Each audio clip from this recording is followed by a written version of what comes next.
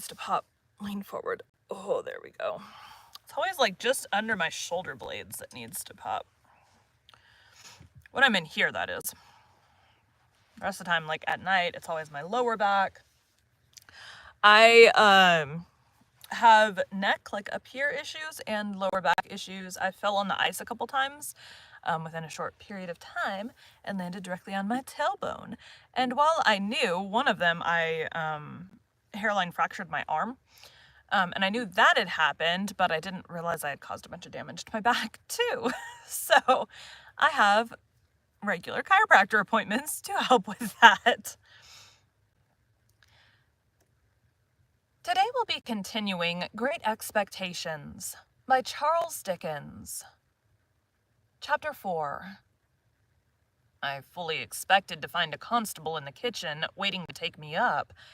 But not only was there no constable there, but no discovery had yet been made of the robbery. Mrs. Joe was prodigiously busy in getting the house ready for the festivities of the day, and Joe had been put upon the kitchen doorstep to keep him out of the dustpan, an article into which his destiny always led him, sooner or later, when my sister was vigorously reaping the floors of her establishment. Mrs. Joe.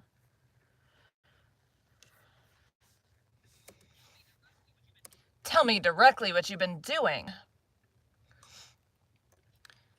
And where the deuce had you been? Was Mrs. Joe's Christmas salutation when I and my conscience showed ourselves. I said I'd been down to hear the carols. Ah, well, observed Mrs. Joe, you might have done worse. Not a doubt of that, I thought. Perhaps if I weren't a blacksmith's wife, and what's the same thing, a slave with her apron never off, I should have been to hear the carols, said Mrs. Joe. I'm rather partial to carols myself, and that's the best of reasons for my never hearing any. Joe, who had ventured into the kitchen after me as the dustpan had retired before us, drew the back of his hand across his nose with a conciliatory air.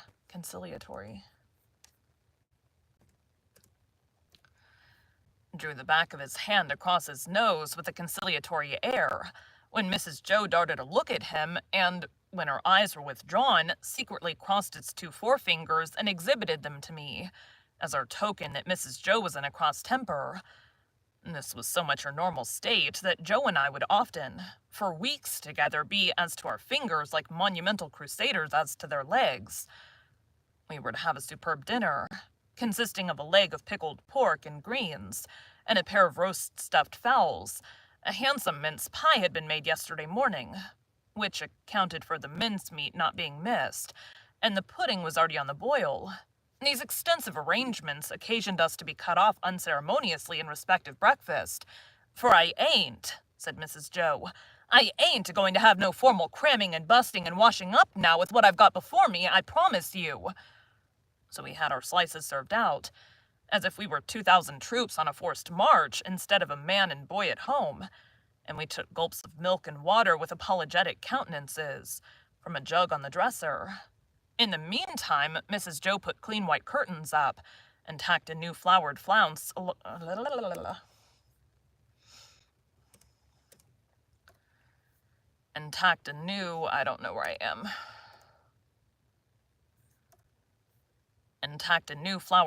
across the wide chimney to replace the old one, and uncovered the little state parlor across the passage, which was never uncovered at any other time, but passed the rest of the year in a cool haze of silver paper, which even extended to the 4 little white crockery poodles on the mantel-shelf, each with a black nose and a basket of flowers in his mouth, and each the counterpart of the other. Mrs. Joe was a very clean housekeeper, but had an exquisite art of making her cleanliness more uncomfortable and unacceptable than dirt itself. Cleanliness is next to godliness, and some people do the same by their religion. My sister, having so much to do, was going to church vicariously. That is to say, Joe and I were going. In his working clothes, Joe was a well-knit, characteristic-looking blacksmith. In his holiday clothes, he was more like a scarecrow in good circumstances than anything else. Nothing that he wore then fitted him or seemed to belong to him, and everything that he wore then grazed him. On the present festive occasion, he emerged from his room when the blithe bells were going, a picture of misery in a full suit of Sunday penitentials. Penitentials, that's right. As to me, I think my sister must have had some general idea that I was a young offender whom an accoucheur policeman had taken up on my birthday and delivered over to her, to be dealt with according to the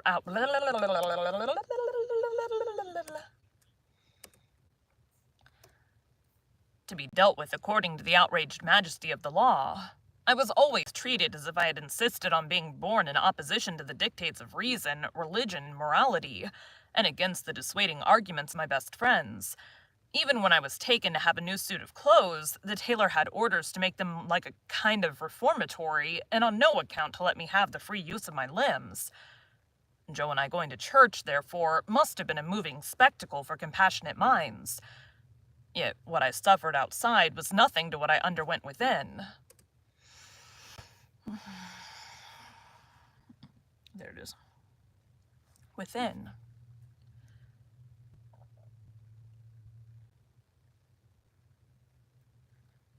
There's something making noise.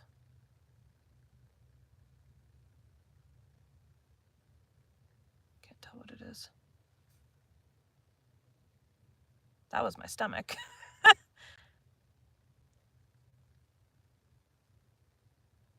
I don't know.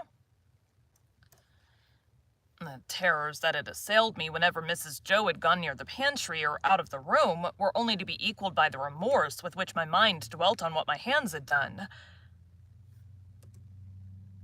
Truck.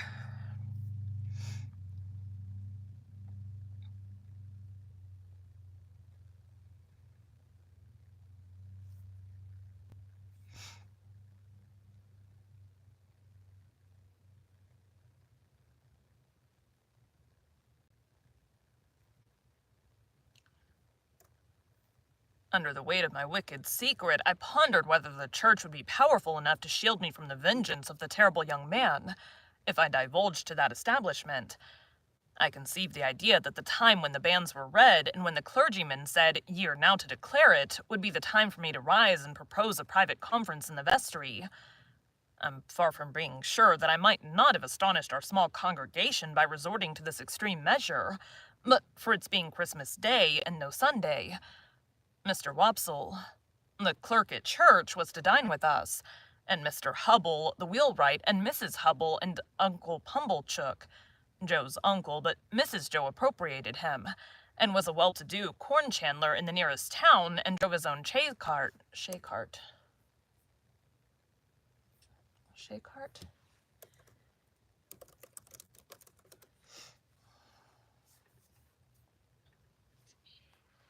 Shays.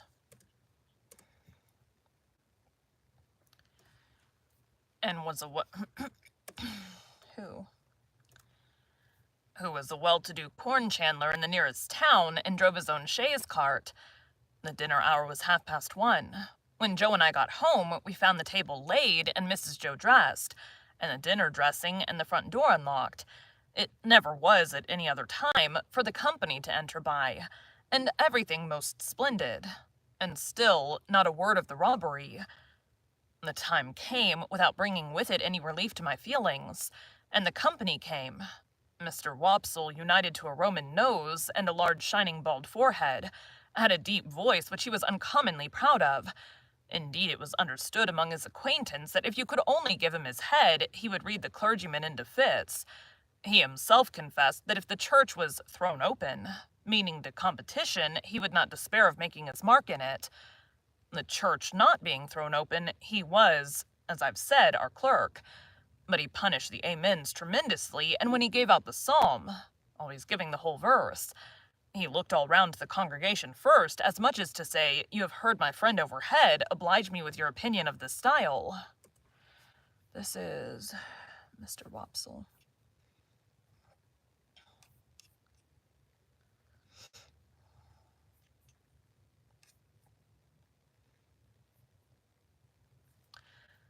Mr. Wopsle has a deep voice.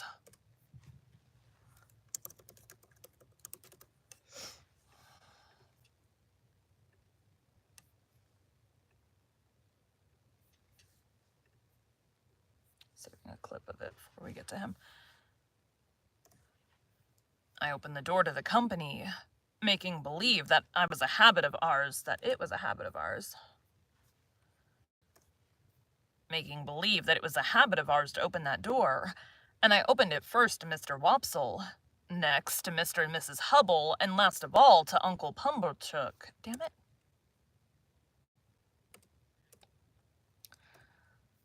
Next to Mr. and Mrs. Hubble, and last of all to Uncle Pumblechook.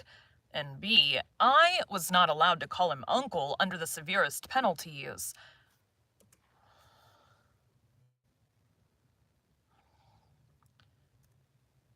Mrs. Joe, said Uncle Pumblechook, a large, hard-breathing, middle-aged, slow man with a mouth like a fish. Uncle Pumblechook.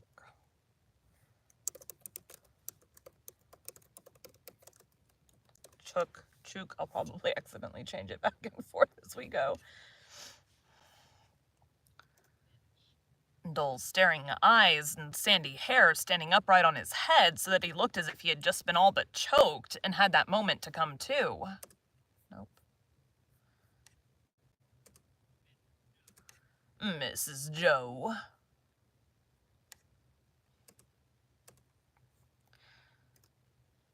Dull, staring eyes and sandy hair standing upright on his head so that he looked as if he had just been...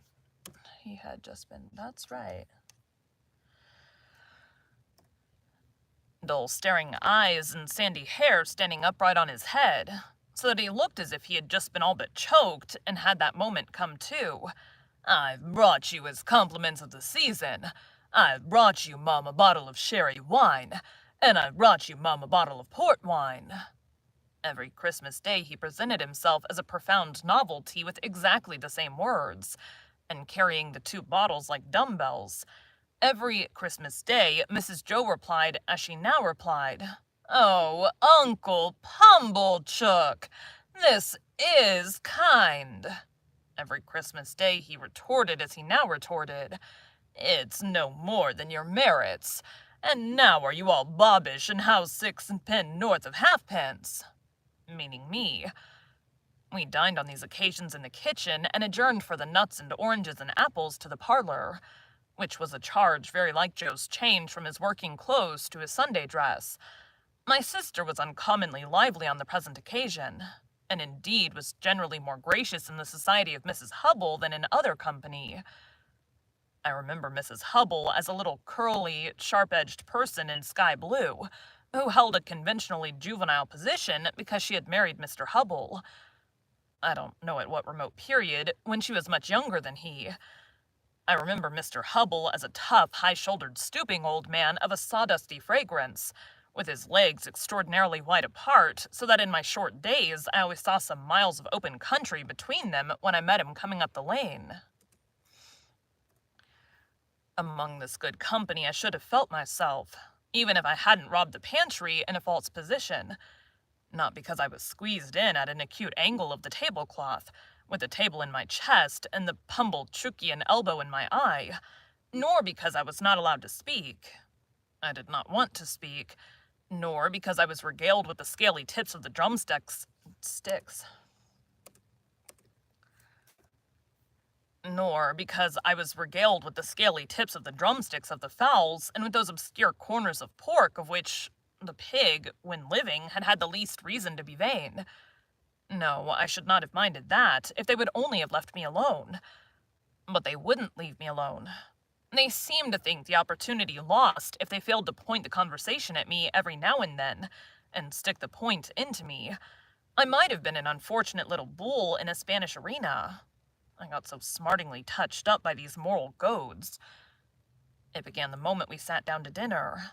Mr. Wopsle said grace with a theatrical declamation, as it now appears to me something like a religious cross of the ghost in Hamlet with Richard III, and ended with the very proper aspiration that we might be truly grateful, upon which my sister fixed me with her eye and said in a low, reproachful voice, "Do you hear that? Be grateful."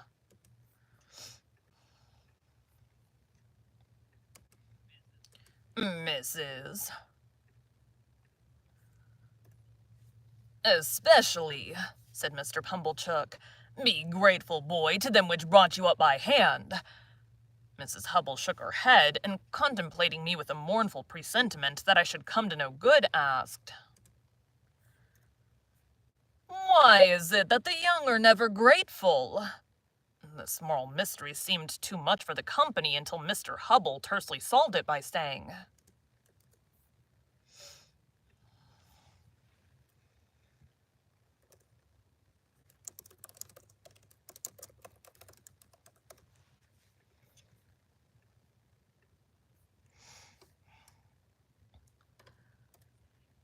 "Naturally wishes."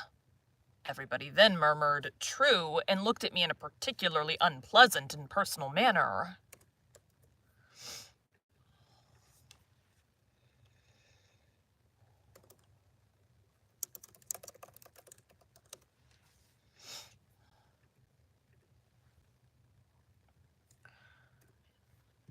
Joe's station and influence were something feebler, if possible, when there was company than when there was none, but he always aided and comforted me when he could, in some way of his own.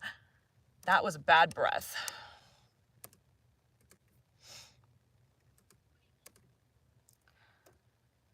But he always aided and comforted me when he could, in some way of his own, and he always did so at dinner time by giving me gravy if there were any.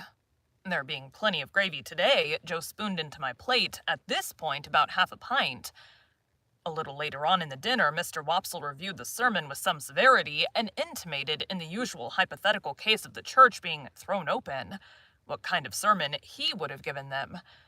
After favoring them with some heads of that discourse, he remarked that he considered the subject of the day's homily ill-chosen, which was the less excusable, he added, when there were so many subjects going about. True, Uncle. Mrs. True again, said Uncle Pumblechook. You've hit it, sir. Plenty of subjects going about, for them that know how to put salt upon their tails. That's what's wanted. A man needn't go far to find a subject if he's ready with the salt box, Mr. Pumblechook added, after a short interval of reflection. Look at pork alone. There's a subject. If you want a subject, look at pork. True, sir. Many a moral for the young, returned Mr. Wopsle, and I knew that he was going to lunge me in before he said it. Might be deduced from that text. You listen to this, said my sister to me in a severe parenthesis. Joe gave me some more gravy. Swine, pursued Mr. Wopsle in his deepest voice, and pointing his fork at my blushes as if he were mentioning my Christian name. Swine were the companions of the prodigal. The gluttony of swine is put before us as an example to the young. I thought this pretty well in him who had been praising up the pork for being so plump and juicy. What is detestable in a pig is more detestable in a boy.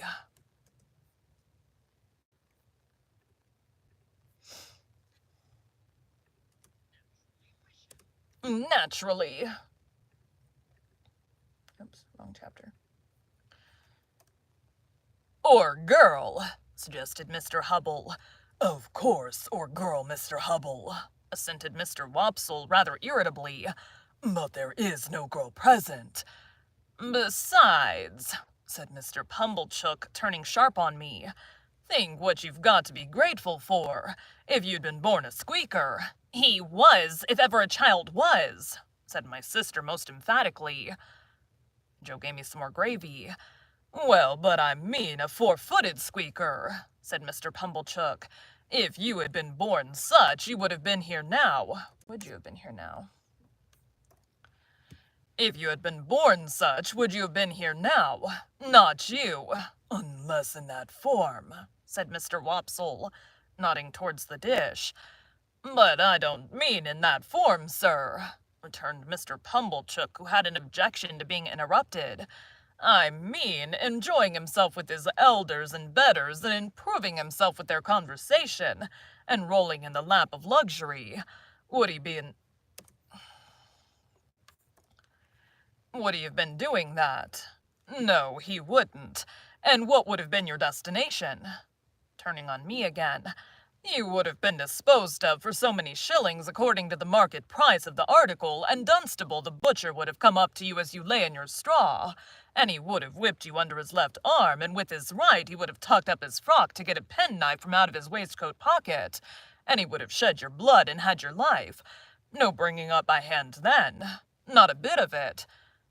Joe offered me more gravy, which I was afraid to take. Mrs. Hubble.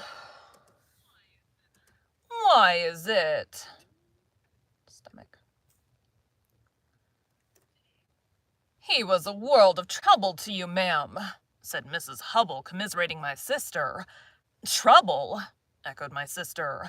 Trouble? And then entered on a fearful catalogue of all the illnesses I had been guilty of, and all the acts of sleeplessness I had committed, and all the high places I had tumbled from, and all the low places I had tumbled into, and all the injuries I had done myself, and all the times she had wished me in my grave, and I had I don't know this word. That's not what I wanted to do. Close that. All, C-O-N-T-U-M-A-C-I-O-U-S-L-Y. Contumaciously. And all the injuries I had done myself, and all the times she had wished me in my grave, and I had to contumaciously refuse to go there. I think the Romans must have aggravated one another very much with their noses. Perhaps they became the restless people they were in consequence. Anyhow, Mr. Wopsle's Roman nose so aggravated me during the recital of my misdemeanors that I should have liked to pull it until he howled. But all I had endured up to this time was nothing in comparison with the awful feelings that took possession of me when the pause was broken, which ensued upon my sister's recital, and in which pause everybody had looked at me, as I felt painfully conscious with indignation and abhorrence. Yet, said Mr. Pumblechook, leading the company gently back to the theme from which they had strayed, pork, regarded as biled, is rich too, ain't it? Have a little brandy, uncle, said my sister. Oh, heavens, it had come at last. He would find it was weak. He would say it was weak, and I was lost. I held tight to the leg of the table under the cloth with both hands and awaited my fate. My sister went for the stone bottle, came back with the stone bottle, and poured his brandy out, no one else taking any. The wretched man trifled with his glasses, took it up, looked at it,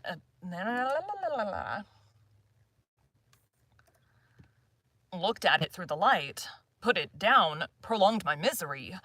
All this time, Mrs. Joe and Joe were briskly clearing the table for the pie and pudding. I couldn't keep my eyes off him, always holding tight by the leg of the table with my hands and feet. I saw the miserable creature finger his glass playfully, take it up, smile, throw his head back, and drink the brandy off. Instantly afterwards, the company were seized with unspeakable consternation, owing to his springing to his feet, turning round several times in an appalling spasmodic whooping cough dance, and rushing out at the door. He then became visible through the window, violently plunging and expectorating, making the most hideous faces, and apparently out of his mind. I held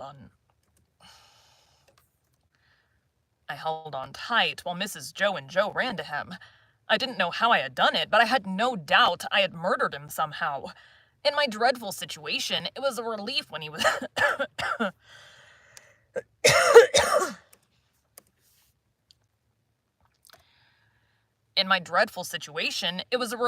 was brought back, and surveying the company all round as if they had disagreed with him, sank down into his chair with one significant gasp, tar. I had filled up the bottle from the tar water jug. I knew he would be worse by and by. I moved the table like a medium of the present day by the vigor of my unseen hold upon it. Tar, cried my sister in amazement. Why, however could tar come there? But Uncle Pumblechook, who was omnipotent in that kitchen, wouldn't hear the word, wouldn't hear of the subject, imperiously waved it all away with his hand, and asked for hot gin and water. My sister, who'd begun to be alarmingly meditative, had to employ herself actively in getting the gin, the hot water, the sugar, and the lemon peel, and mixing them. For the time being, at least, I was saved. I still held on to the leg of the table, but clutched it now with the fervor of gratitude. By degrees, I became calm enough to release my grasp and partake of pudding. Mr. Pumblechook partook of pudding. All partook of pudding. The course terminated, and Mr. Pumblechook had begun to beam under the genial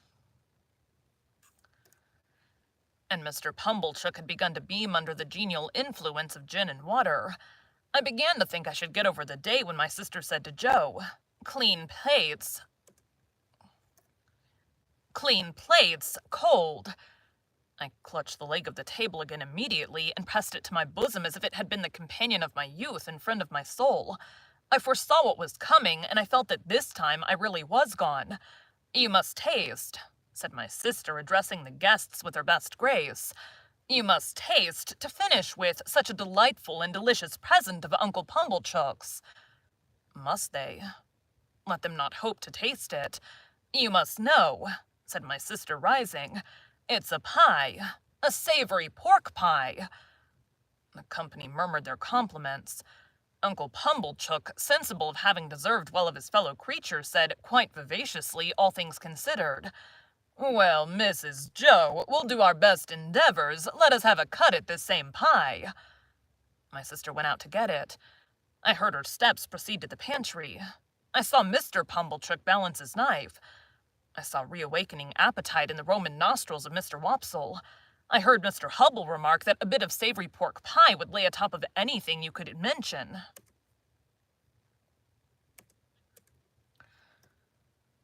I heard Mr.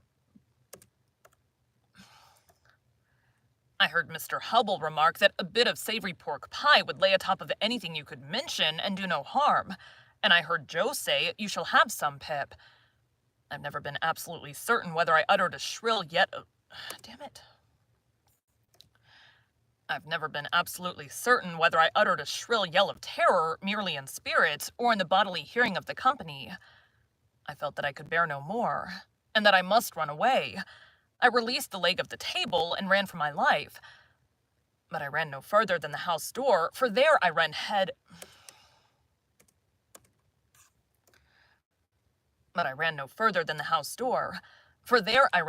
foremost into a party of soldiers with their muskets, one of whom held out a pair of handcuffs to me, saying, "Here you are, look sharp, come on."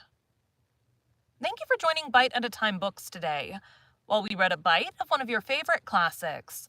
Again, my name is Bree Carlile, and I hope you come back tomorrow for the next bite of Great Expectations. We gotta delete. Delete the chapters we just did.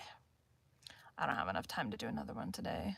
When I get done narrating for the day, I'll need to do the behind the story for tomorrow, because I haven't done that either. Back to viewing. Close out of that. We're gonna go back to the beginning of this and zoom all the way out and save it. Thanks, guys.